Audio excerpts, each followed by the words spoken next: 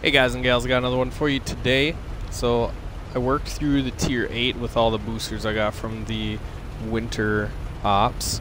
That helped me get through it. Honestly, with the tier 8, I recommend the second package.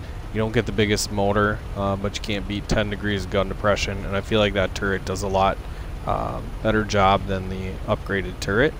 I got 2 ace tankers with the second package in that thing. Never aced it with the top package.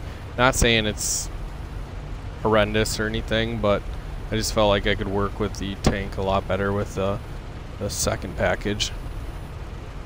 Yeah, so I unlocked the tier 9, and this is going to be a sexy matchup. There's only 2 9s in this, and then mostly 8s and a few 7s on each team. We're on Lakeville, standard battle.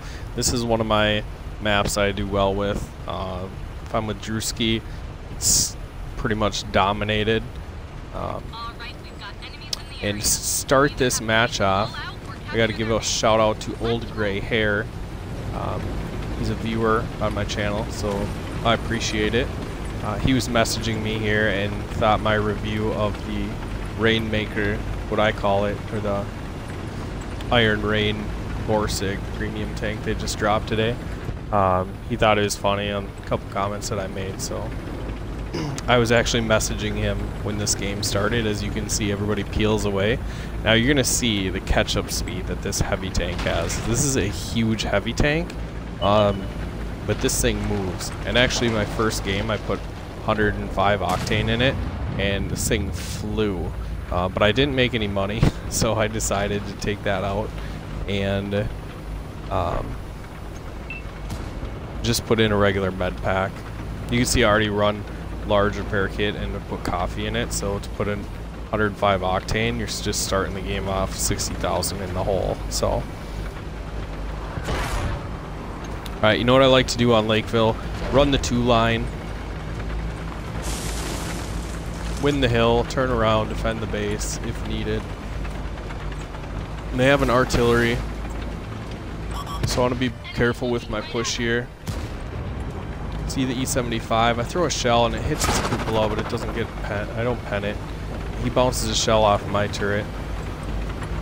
You guys, the new buff that they gave the E75 makes it so much faster. It reminds me a lot of this tank. Now, I've only played 4 games in this tank, so that might be a poor evaluation.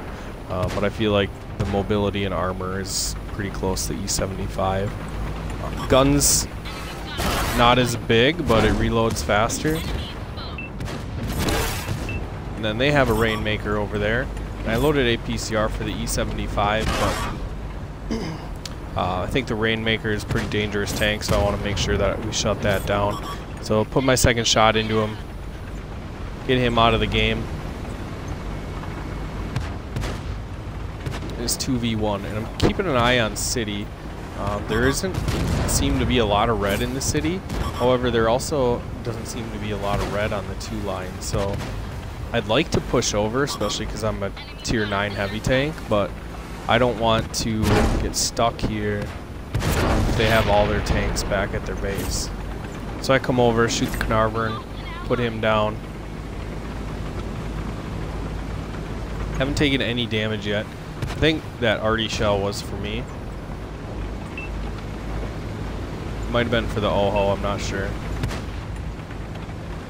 So as I come back up, this Oho is taking steep line. I didn't want to bump him. I don't think I hit him. And then the scout gets snagged on our heavy tank, so I try to go around him. And this ISU-152 bounces off my superstructure. I shoot down into the IS-3, get a pen there. And now it's just a matter of rushing their base. Right as we decide to go over and rush the base, they have a scout that's coming towards ours. So that's unfortunate. Getting another shot into the IS-3. My AMX 65T puts him down. We're up 5-2. Hoping somebody turns around to deal with that scout. That would just suck if we got capped. Haven't really seen a lot in the city yet either.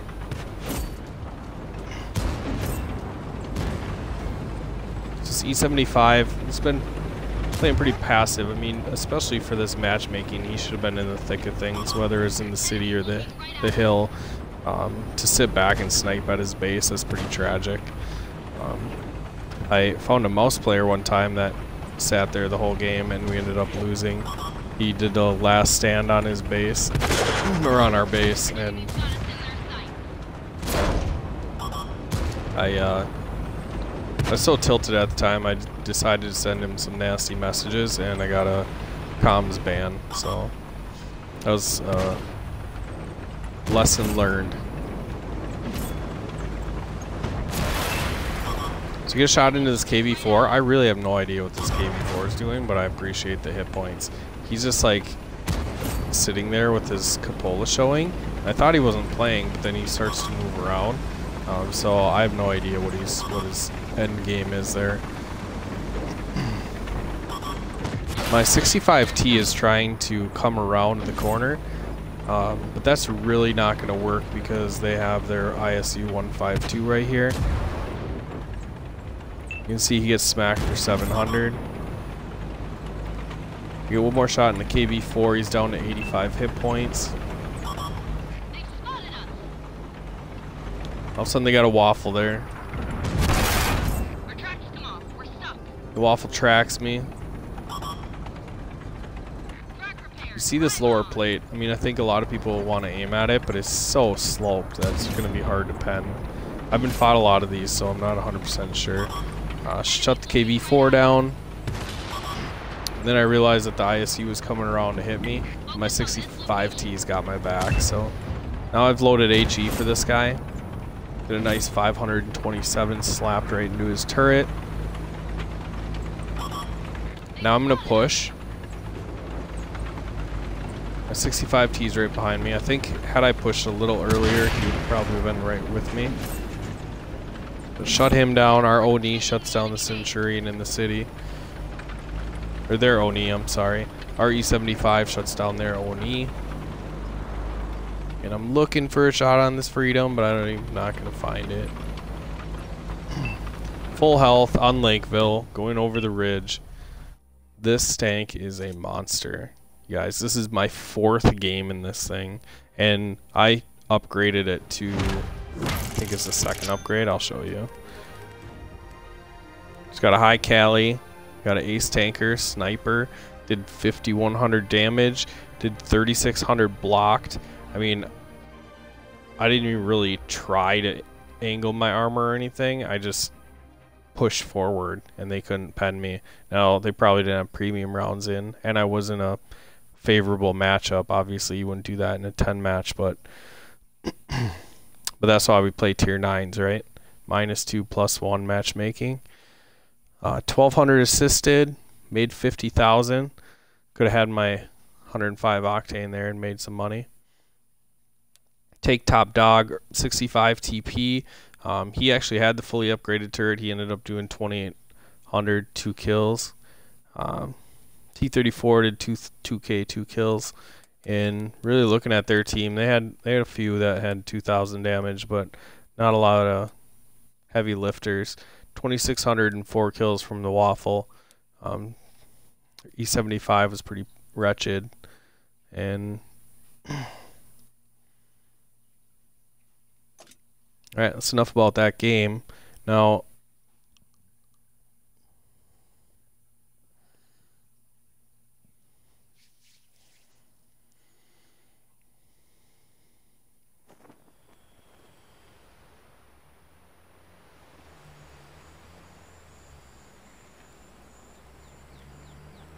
this is how I got it set up. I got vert stabs, ventilation, gun rammer, and then large repair kit, small med kit, and coffee.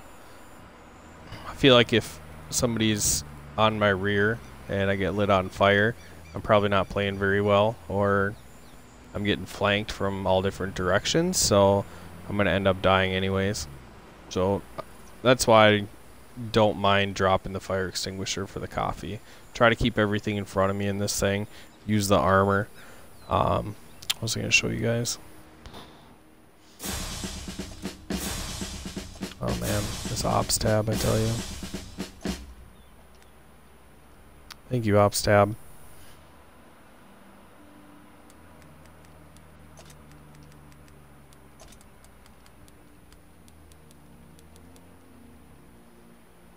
So 4 games, I got 3 victories, 1 defeat. I've killed 5 tanks, 80% hit ratio. Overall, it's a really nice tank. That's an evaluation over 4 games, so it's hard to really say that it's awesome, but I can tell I'm going to like it. I'm probably going to keep it, throw some camo on here, put the clover and the Scotty flag.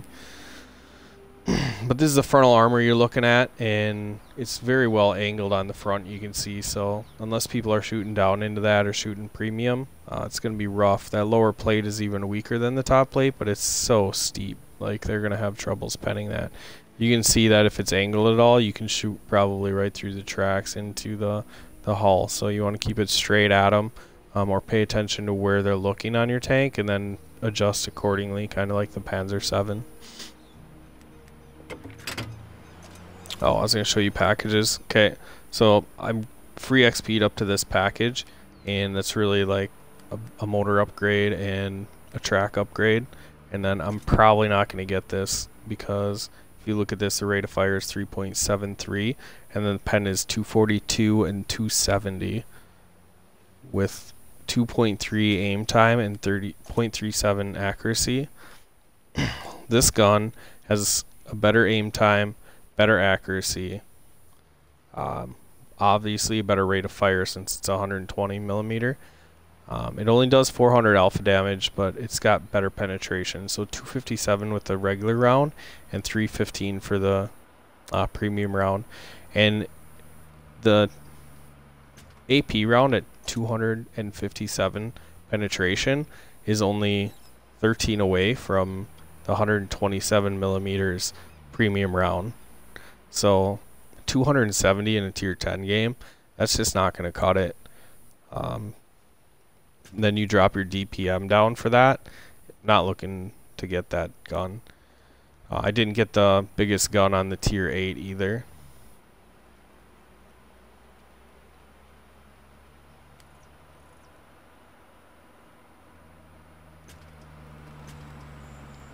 One more thing.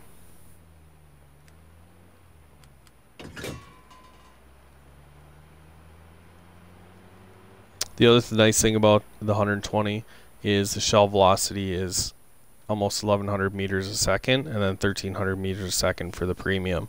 So I'm not 100% sure what the big gun shoots as far as premium round goes. But usually a higher caliber has lower velocity. So nice thing is higher velocity is going to get your shell to where you are aiming it a lot faster. I'll quit babbling now. Just had to show you guys my 4th game in my tier 9 heavy tank. This thing is a monster. Can't wait to get more games in. Can't wait to get to tier 10. I have heard that the tier 10 is like a small step up from the tier 9, but that's what they said about the Chinese tank destroyer too, and I think that the tier 10 Chinese tank destroyer is a beast. So looking forward to that, and I'll finally shut up. You guys have a good night, morning, afternoon, evening, whatever it is for you. Make sure you like, share, subscribe. Check out my Twitch channel. If I can get a follow from you there, that would be fantastic. Otherwise, I will catch you in the next video.